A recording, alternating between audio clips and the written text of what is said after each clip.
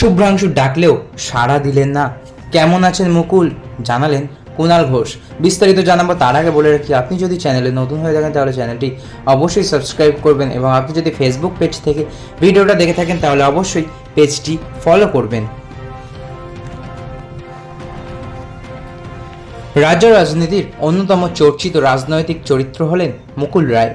গত বুধবার রাত থেকে তিনি কলকাতায় বাইপাসের ধারে এক বেসরকারি হাসপাতালে ভর্তি রয়েছেন।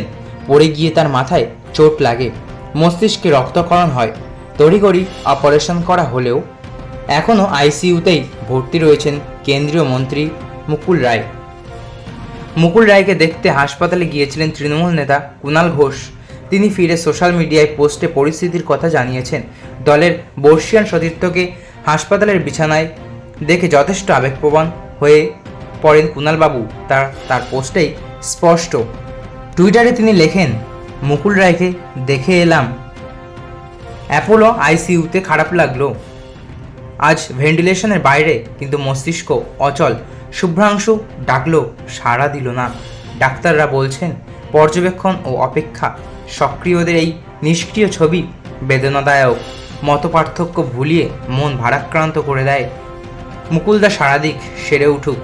হাসপাতাল সূত্রে খবর, মস্তিষ্কে রক্ত জমাট বেঁধেছিল, তার জন্য অস্ত্রোপচারও করা হয়েছে।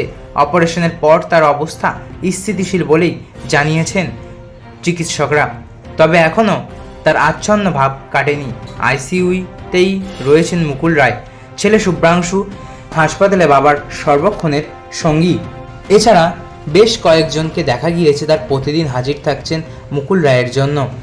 গত বুধবার কৃষ্ণনগর উত্তরের বিধায়ক মুকুল রায় তার বাড়িতে আচমকাই পড়ে যান। তাকে সঙ্গে সঙ্গে বাইপাসের ধারে বেসরকারি হাসপাতালে নিয়ে আসা হয়। এই হাসপাতালেই বরাবর চিকিৎসা হয় তার। বুধবার যখন মুকুল রায়কে হাসপাতালে ভর্তি করানো হয় তখনও তার জ্ঞান ছিল না। তড়িঘড়ি বিশেষজ্ঞ চিকিৎসকদের নিয়ে মেডিকেল বোর্ড তৈরি করে শুরু হয় চিকিৎসা। হাসপাতাল সূত্রে খবর, মস্তিষ্কে রক্ত জমাট বেঁধেছিল, সেটাই অপারেশন করা হয়েছে। তবে এখনও বিপদমুক্ত হননি মুকুল রায়। এখনও তিনি রয়েছেন আইসিইউতেই। ফলে 70 বছর বয়সী নেতাকে নিয়ে উদ্বেগ বাড়ছে পরিবার পরিজনদের। চিন্তিত রাজনৈতিক সতীর্থরাও।